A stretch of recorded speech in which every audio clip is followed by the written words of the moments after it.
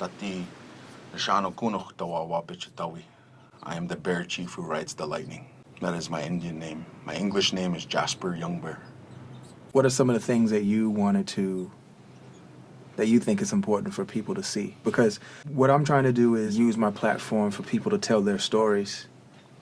The purpose of the collaboration is just that, is to provide that opportunity. Mm-hmm. And I get to be creative at the same time. So it kind of checks all the boxes for me. But for you, what did you, when they told you about this, what are some of the things you thought it'd be important for not only me to know, but for the rest of the world who'll be watching? One is that we're all a human family, that all the races of man, a dark power came to our lands, to this continent, and created a divisiveness that spread all over the world.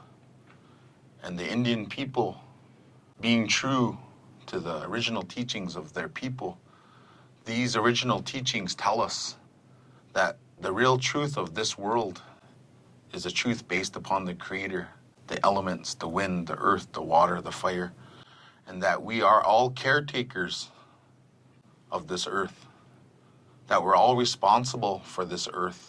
The new time that is coming is the time of the human being, and that the human beings all across the world are responsible for the land that they occupy, the places where they're at, that they find their own inner sacredness, their own holiness within them, and that this holiness was given by none other but than the one God, the creator of all things, the creator of the heavens and the earth, the universe itself. That we as the human race, we are the children of this one God, this one creator, and that we're responsible for each other as a human family. This building that we're in now, this lodge, this earth lodge, we say in our language, Kunao Agunana Tao. This earth lodge represents the whole world, that this is our traditional home, and these poles represent the four elements of this earth. This arc of the heavens represents the arc of the heavens above. When you look at the sky and the horizon, it's all the vault of the heavens, and this is represented here. Symbolism within your own house. These four corners here are the four corners of the earth and the powers that keep it all together through the elements, and that the human beings are responsible for the use of the elements in a sacred manner. The people that have the fire, the water, the wind, and the earth itself, responsible for the elements, responsible to each other. We're to take the chaos and turmoil, what's happened in the world, that's swallowing the world up, the negativity and divisiveness, and to bring you and the things that you're trying to do into harmony with each other. And for that platform that you're creating through your work, through your job, through your line of clothes, through your connections with Adidas, connections with all of the business people, that business is not an enemy of spirituality. That spirituality, we must take both the light and darkness and put them into the middle path. And all of us, both light and darkness, to realize that this world was never supposed to be perfect, but we're responsible for the balances that take place, not only within ourselves, our own families, our own communities, but in nature itself. The real problem is to understand the basic idea of how we're supposed to find that sacredness within, and to go back to those original teachings, the black man, the yellow man, the red man, and the white man, to go back to those original doorways, to the original genetic makeups, the original map that's inside each one of our blood, each one of our cells, each one of our bodies, and to understand the teachings that are written inside of us. Whatever you're supposed to say through your music becomes a sonic key to the universe. To use that sonic key to create harmony, just as many of the artists that you stand on the shoulders of, the people that inspired you, that inspire you to make the clothing with the colors and the designs that you wish the people to wear, but with the understanding that when you touch those things in a spiritual manner, that you spread that understanding throughout the universe, throughout the earth, and throughout the human family. Those sonic keys, when you make a song about happiness, that song could permeate and teach people how to be happy. So many people out there are lost. So many people don't understand themselves and their own sacredness. that the human being is the highest level of creation, that the human being is the closest to the Creator. And it's because we have moms, because we have dads, because we know compassion and love, and we're taught that. So as we go along in the spiritual walk of life, you came to these homelands of the Mandan, Hidatsa, and Arikara people, and that you're to gain an energy, a power that is Dirawarukti, that is mysterious, so that you can go ahead and go forth with the sanctification of the land itself, the earth itself. We call ourselves the Hunan Sathnish. We sit here in the middle of the North American continent. This is almost the geographical center, the heart of the land. And it is here that the Indian people still survived after all the wars and genocides that we encountered. And we still speak our language, we still pray in our ceremonies. And that we want all of the human family to come together in all the different ways that they express themselves, through their music, through their culture, through their languages, and revisit that on a global level. That was amazing. Mm-hmm. Do you mind talking about the beautiful, seamless synergy between like the old ways, the old native ways, and the new modern ways? Oh, many of the old cultures, the Indian people are at heart the most practical people. Whatever is around them, whatever materials that they made out of. People say, when you make these lodges, do you use it by hand? Do you use an old wooden axe? No, we use chainsaws because it's easier. You know, when we wear our clothes now, today, we use the same creativity and we put it into the things that we wear today. We put it into our music today. And there's a constant water and flow from every soul that creates a song and adds to the song of the universe. And when it travels into the universe, it changes the universe for all time and space, and that lives forever. And the universe itself is made up of an upward spiral.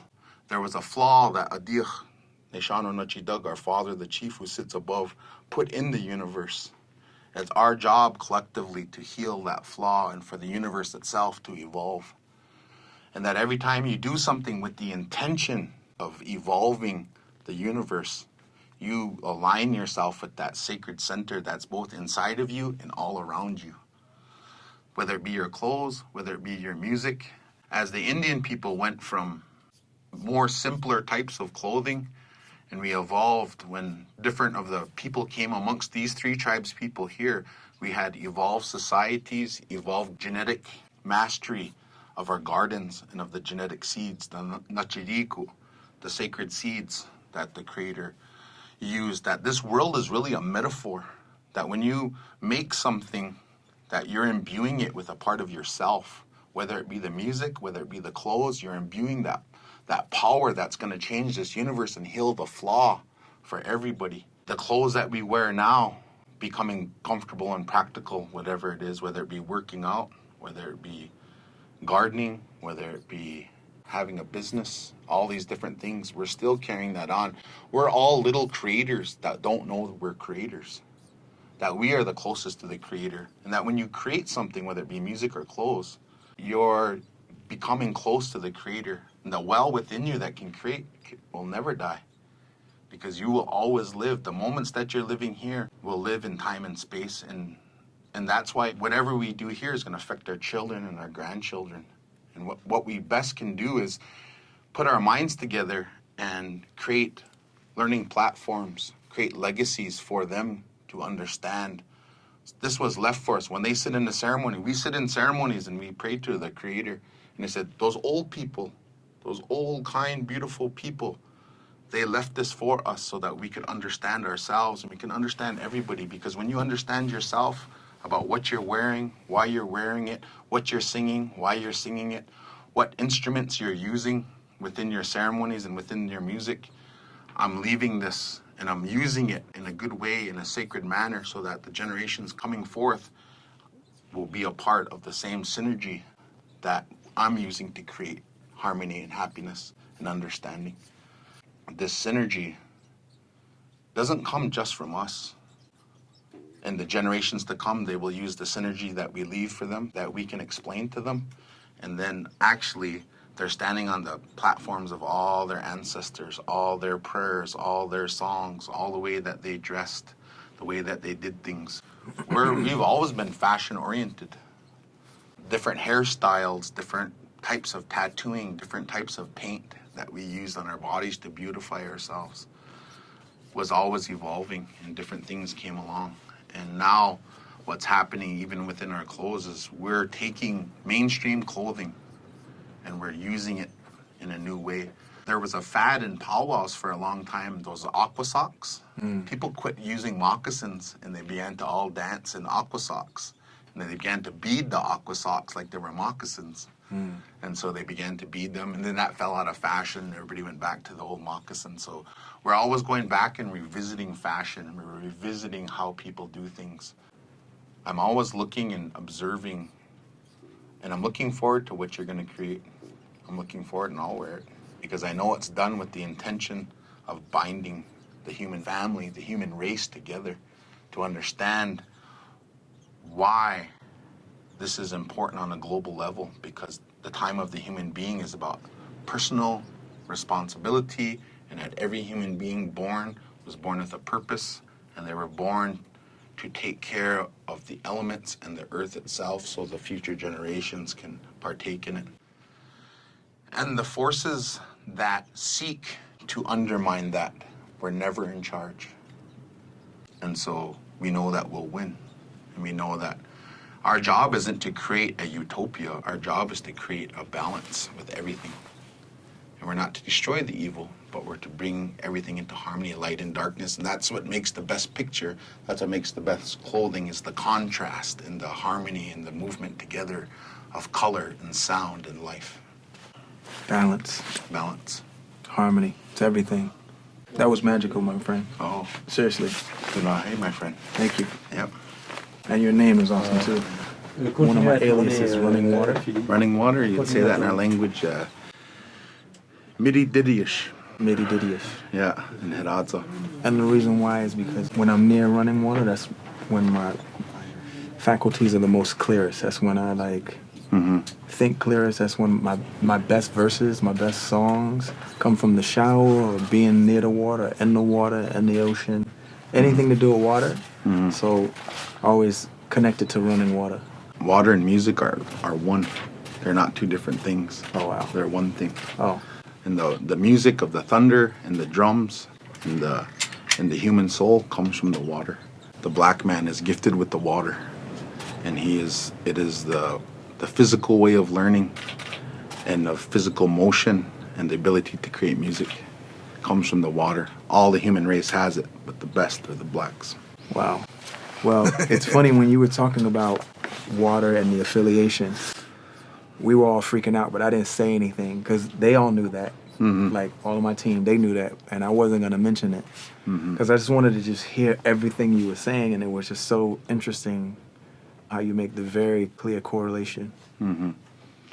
The power of the water binds us all, and that it's the most powerful of the elements. That when you have water, that on a physical level, it's the physical water, but on the metaphorical level, it's the spirit of music itself. All of our ceremonies have a drum, and they all have water as a major part of it. So even when you go to the Native American church, or you go to a powwow, or you go to a ceremony, the whole thing is driven by the sound of the thunder and the sound of the water. So when you hear us singing, we're famous. So even when people would go to war against us, they'd hear our drums, doom, doom, doom, doom. And it's the voice of the Creator talking to us through our music. Wow. And that's why we could do the crazy things that we did, because it inspired us and it resonated with us. The sound of a kick drum and the sound of a powwow drum, that vibration is congruent with the activation of the mind and soul of the human being. Is that because of the thunder? Yep. All of us were born from the thunder. Wow. And the lightning. It's the most powerful of the elements, and that it can be a liquid, solid, and a gas. It contains the music. Our bodies contain it. And the water itself, when you take it into a ceremony, it has the ability to hold energy, power, but most of all, consciousness. It's through the music that you created that inspires people to elevate and vibrate at another higher level. It's that everyday vibration that you have that vibrates. So when the hardships of life come to you, that you can overcome them, because the negativity has a low vibration. Ooh, and people get down. I feel really low. I feel I'm vibrating. People get sick from it. So when you make music and people get happy from it, they can vibrate at a higher level, overcome their sicknesses, because you're doctoring the mind. The first thing you doctor when you doctor people is you doctor the mind. And everything comes from that. So when you hit that drum, boom, it resonates through their whole system. And then they start singing. And you start to call upon the powers, and you start opening doors. And once those doors start opening, the doctoring starts coming. The vibration of the songs is a sonic key. In some ways, you doctor the human soul when you sing your music and you make your music. You're doctoring people so that they don't get sick. The hardships of life can't touch them, because you're going to make them vibrate higher. And when you pray to the one God, the creator, you align the soul and the body with the harmony that's in the universe. The universe constantly wants to create that harmony, and you become the doorway to create that harmony in the universe for people. And you don't know to which degree that you're inspiring them and that you're making them vibrate at a higher level. You're actually doctoring people with your music. And in time, you're going to doctor people with your clothes, because you're imbuing these designs with your mind, and you're putting it in there, just the way you're doctoring people with your music, making them vibrate at a higher level and overcomes the sickness. That's the basic idea of it. And it gets more and more evolved when you begin to understand that there is no distance between you and God. The creator within is the one that creates the music. First of all, that was amazing. But speaking of that, when you talk about us having to create us, the closest conduit between us and God is right here on the inside. That's how we're made in his image. Mm-hmm. And if he is inside of each and every last one of us, he is, and he's around all of us, then we live in God. God is this universe, this everything that we live in God's mind. One of my elders told me, he was sitting in a ceremony, he was watching an old Cheyenne medicine person, and he was talking Cheyenne, and he was going like this, and he was talking to the creator. He's looking up, and he was praying to the creator, and he kept doing this, back and forth. He was going like this, and he said, "Do you know what he's saying in Cheyenne?" He said, "No." He said, "I'm in you, and you are in me." That's what that symbol was. He kept going like this, and he was talking to M.H.A, the creator in Cheyenne. I'm in you, and you're in me. I'm in you, and you're in me. There is no distance. You are all little creators. You are all godlings that just have to come. The dark powers misled all of us when they said that we were the lowest. Because when you mess with people's self-esteem, and you don't give them the strength to stand on their own, you are creating an avenue for sickness and lower level. And you're going to create hurt within the person, and then those people are going to go out and hurt other people. And they're going to seek, and they're going to operate in this world out of a deficit, trying to make themselves feel better with food, alcohol, drugs, money, materialism, social status, all that. But that will create more sickness. But if you lead people back to their sacred center within themselves, the sacred center within them, they will heal the world, because they know that the real truth is that I am I am a human being. I am the highest. And there is anything that's told to me about my sense of self has nothing to do with all these coping mechanisms that we use that never work anyway. The only thing that can fulfill that place within inside you is the knowledge of self, knowledge of your own self. There is no other knowledge. All other knowledge is a shadow of knowledge or academic logic. And that can be faked. And people can listen to that and think that that person's smart, because it's the middle path. That's why creator don't come to the highly educated or the ones that try to be too simple.